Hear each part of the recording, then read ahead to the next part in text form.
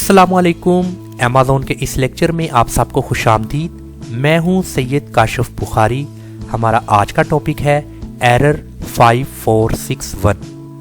It means कि Amazon पर product को लिस्ट करते वक्त समटाइम ऐसा एरर शो होता है। इसके बिहाइंड कुछ रीजंस हैं जिनकी बिना पर यह एरर शो होता है। वो रीज़न ये है कि अमेज़ॉन पर डुप्लीकेट लिस्टिंग की जाए तब ये एरर शो होगा।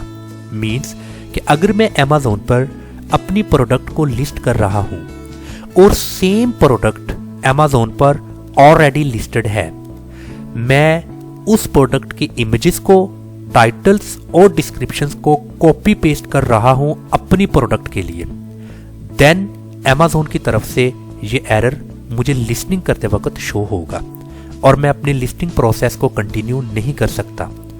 तो इस एरर को कैसे रिजॉल्व करना है और इसको हम आज के इस सेशन में स्टेप बाय स्टेप देखते हैं।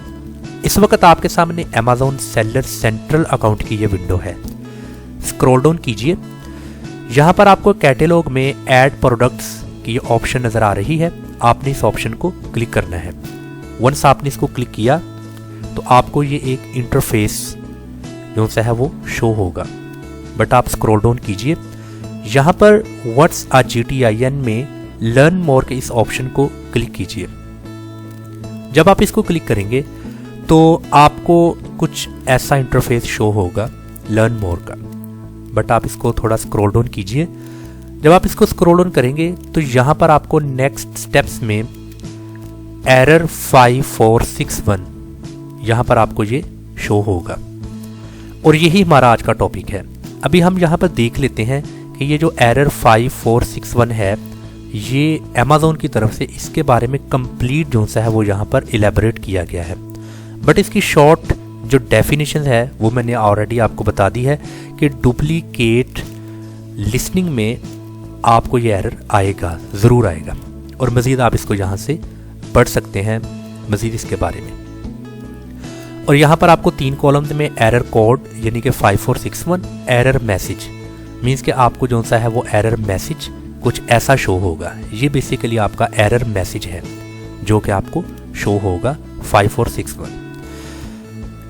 यहाँ पर कुछ डिटेल्स हैं जो कि आपको आगे कस्टमर सपोर्ट में जो सा है वो कांटेक्ट करके देनी होगी। इसको भी हम नेक्स्ट स्टेप में देखते हैं। इससे पहले रिक्वेस्ट अप्रूवल होता है। यूँ है कि अगर आप नॉन ब्रांडिंग कर रहे हैं, मीन्स कि आपकी खुद की प्रोडक्ट है या वो प्रोडक्ट आपने घर में तैयार की है, उसका किसी किस्म का कोई भी ब्रांड से ताल्लुक़ नहीं है, आप GTIN एग्जेम्पशंस के लिए अप्लाई करते हैं। तो जिस प्रोडक्ट को आपने GTIN एग्जेम्पशन के लिए अप्लाई करना है, आपने उस प्रोडक्ट के यहाँ से कैटेगरी को सिलेक्ट करना है। फॉर एग्जांपल मैंने यहाँ गिवन कैटेगरीज में से मैंने अपनी प्रोडक्ट की कैटेगरी यहाँ पर सिलेक्ट कर ली। और आगे आपने उस प्रोडक्ट को किस ब्रांड से सेल करना है, आपने यहाँ पर उस ब्रांड का नाम लिखना है। वो ब्रांड का नाम आपने यहाँ पर मेंशन करना है और फिर आपने देखना है कि क्या इस ब्रांड से और इस कैटेगरी से मेरी जो प्रोडक्ट है एलिजिबल है GTIN एग्जेम्पशन के लिए या नहीं। तो यहाँ पर आपने उस ब्रांड का नाम लिखना है। जैसा कि मिसाल के तौर पर मैं ब्रांड का नाम लिखता हूँ XYZ। लिखकर मैं चेक फॉर एलिजिबिलिटी को क्लिक करता हूँ और जब मैंने इस एलिजिबिलिटी देखने के लिए क्लिक किया तो आप देखें कि यहाँ पर मुझे एक मैसेज आ गया है brands not eligible for exemption. और यहाँ पर जो मुझे एक एरर कोड दिया जा रहा है वो है 5461। यही आपको समझाने का मेरा मकसद था कि आपको ऐसा एरर जो सा है वो शो होगा। अभी ये जो एरर कोड 5461 है, जो से न्यू सेलर्स हैं जो कि अमेज़ॉन पर उन्होंने नई एंट्री की है, या ऐसे वर्चुअल असिस्टेंट्स जो कि किसी क्लाइंट के लिए काम कर रहे हैं, जब वो अपने क्लाइंट की प्रोडक्ट को एग्जेम्पशंस के लिए GTIN एग्जेम्पशंस के लिए जब चेक करेंगे तो आपको ऐसा एरर कोड शो होगा। तो इसको आपने कैसे आगे प्रोसेस करना है, कैसे कस्टमर सपोर्ट के साथ कांटेक्ट करके इस इशू को आपने रिजॉल्व करना है, यही हमारा आज का टॉपिक है। तो इसके लिए आपने जो अमेज़ॉन का होम पेज है, आपने अमेज़ॉन होम पेज को विज़िट करना है। अमेज़ॉन होम पेज में आप जब स्क्रॉल डाउन करेंगे तो आपको यहाँ पर हेल्प का एक ऑप्शन नज़र आएगा। आपने इस हेल्प के ऑप्शन को क्लिक करना है। वंस आपने इसको क्लिक किया तो आप स्क्रॉल डाउन कीजिए और यहाँ पर है नीड मोर हेल्प। ये जो नीड मोर हेल्प है, इसको आपने गेट सपोर्ट के ऑप्शन को क्लिक करना है। जब आप इसको क्लिक करेंगे तो यहाँ पर दो तरह के ऑप्शंस आपको नज़र आएंगे, selling on Amazon, sponsored ads and stores. But ये जो very first selling on Amazon है, इसको आपने क्लिक करना है। क्लिक करने के बाद स्क्रॉल डाउन कीजिए, browse for your issue in the menu, इसको आप क्लिक कीजिएगा। अभी यहाँ पर आपको कुछ डिफरेंट मेन्यूज़ दिए गए हैं। इनमें से जो सेकंड है प्रोडक्ट्स, लिस्टिंग और इन्वेंट्री, इस ऑप्शन को क्लिक कीजिएगा। अभी इसमें मज़ीद कुछ ऑप्शंस मौजूद हैं। इन गिवन ऑप्शंस में से जो ऑप्शंस यहाँ पर आपको इन्वेंट्री, फाइल, अपलोड, इशू वाला नज़र आ रहा है, इसको आपने क्लिक कर देना है। जब आप इसको क्लिक करेंगे तो अभी लोडिंग हो रही है, मज़ीद जो से है वो यहाँ पर ऑप्शन जो से है वो ओपन हो जाएंगे। अभी यहाँ पर आपने कस्टमर सपोर्ट के साथ कांटेक्ट करना है। यहाँ पर आपके सामने कांटेक्ट मेथड दो तरह से है, आपने कॉल के ज़रिए या ईमेल के ज़रिए। यहाँ पर आपने ईमेल के इस ऑप्शन को सिलेक्ट कर लेना है। जब आप इस ईमेल के ऑप्शन को सिलेक्ट कर लेंगे तो आपने इस फॉर्म को फिल करना है। सबसे पहले है select a language from the drop down list, आपने यहाँ से क्लिक करना है, आपने यहाँ पर लैंग्वेज को सिलेक्ट करना है। कॉन्टैक्ट रीज़न, यहाँ पर आपने कॉन्टैक्ट रीज़न जो सी है वो बतानी है। एक तो बाय डिफ़ॉल्ट कॉन्टैक्ट रीज़न है इन्वेंट्री, फाइल, अपलोड, इशू, या फिर आप इसको कस्टमाइज़ कर सकते हैं, एडिट करके आप लिख सकते हैं प्रोडक्ट, लिस्टिंग, आगे आपने प्रॉब्लम्स लिखनी है, एरर कोड बता देना है 5461। इसके बाद आप यहाँ पर जो सा है area, please describe your inventory file issue, कि आपको क्या इशू है आप यहाँ पर बताएं। तो आपने ये जो अमेज़ॉन का एरर कोड है 5461, इसमें जो चीज़ आपने इंफॉर्मेशन देनी है कस्टमर सपोर्ट्स को, वो आपने यहाँ से कॉपी कर लेनी है। मीन्स कि आपने यहाँ से इसको कॉपी किया, इन तमाम बुलेट्स को कॉपी करके आपने यहाँ पर उसको पेस्ट कर देना है। जब आप इसको पेस्ट कर देंगे तो ये वाली इंफॉर्मेशन आपको यहाँ पर देना होगी। पहली इंफॉर्मेशन क्या है, प्रोडक्ट टाइटल, कि आप अपनी प्रोडक्ट का जो सा है वो टाइटल यहाँ पर लिखें। तो आपने अपनी प्रोडक्ट का जो सा टाइटल है वो यहाँ पर मेंशन करना है कि प्रोडक्ट का टाइटल क्या है, और वो प्रोडक्ट का टाइटल आपने यहाँ पर लिखना है। उसको लिखने के बाद मज़ीद आपको बताया गया है इस बारे में, including any variations in colour, size, measurement, model, part number, etc.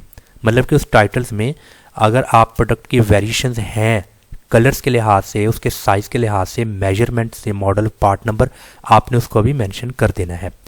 Number 2, brand, आपने अपनी प्रोडक्ट का ब्रांड यहाँ पर लिखना है कि आपका ब्रांड क्या है। जैसा कि यहाँ पर मैंने XYZ ब्रांड से मैंने अपनी प्रोडक्ट को लॉन्च करना था, तो ये वाला जो ब्रांड है आपने इस ब्रांड को लिखना है यहाँ पर। उसके बाद है मैन्युफैक्चरर, मीन्स कि ये जो प्रोडक्ट है, इस प्रोडक्ट का मैन्युफैक्चरर, इसको कौन तैयार कर रहा है, उसके मैन्युफैक्चरर का नाम आपने यहाँ पर मेंशन करना है। उसके बाद है कैटेगरी। कैटेगरी में जैसा कि मेरा जो ब्रांड है XYZ, ये इलेक्ट्रॉनिक्स कैटेगरी में आता है, तो आपने ये इलेक्ट्रॉनिक्स कैटेगरी जो सा है वो यहाँ पर लिख देनी है।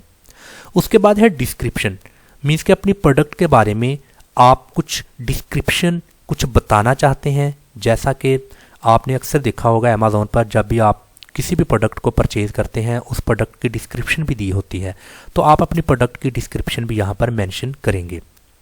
तो डिस्क्रिप्शन को अगर आप HTML में कन्वर्ट करते हैं, मीन्स के डिस्क्रिप्शन HTML में देंगे, तो आपकी प्रोडक्ट का सेल्स वॉल्यूम ज़्यादा होगा। आगे है SKU, स्टॉक कीपिंग यूनिट। यहाँ पर आपने अपनी प्रोडक्ट का SKU बताना है। जैसा कि मैं आपको यहाँ पर बताता हूँ, इसकी मज़ीद कहता है कि stock keeping unit is a scannable barcode most often seen printed on product labels in a retail store. The SKU is composed of an alphanumeric combinations of 8 or so characters. अभी यहाँ पर आपको ये SKU बताया गया है, ये SKU का एक जो सा है वो आपको इमेज दिया गया है, तो आपने अपनी प्रोडक्ट का जो SKU है उसको भी यहाँ पर बताना है। फिर अगर आपकी प्रोडक्ट का UPC, EN, JN अगर कुछ पॉसिबल है, अवेलेबल है, तो आपने वो भी बता देना है। और आगे जो सा है मज़ीद इसके बारे में, if you are using inventory file templates then please provide the batch ID of the inventory file process report. अगर मीन्स के बैच ID आपकी इन्वेंट्री का है तो उसको प्रोवाइड कर दें। आगे है real world images of the product, means के आपने उस प्रोडक्ट की इमेजेस अपलोड करनी है। कैसे अपलोड करनी है?